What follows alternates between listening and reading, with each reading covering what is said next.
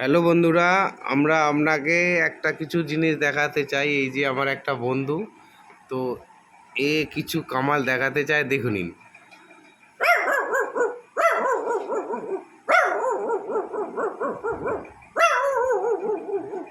আর কি আর কি পারেন?